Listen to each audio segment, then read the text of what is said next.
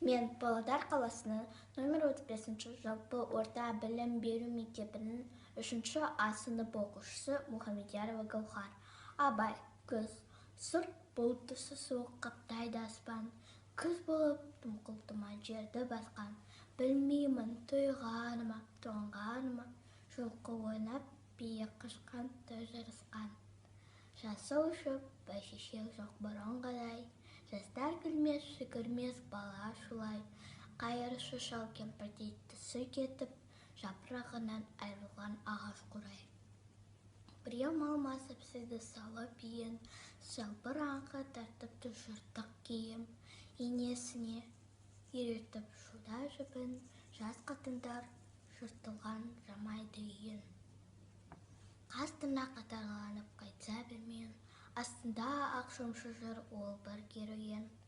Қаяуды көрсен де сабыр қаңқа, күлкі ойын көрінбейді сейіл шеруен.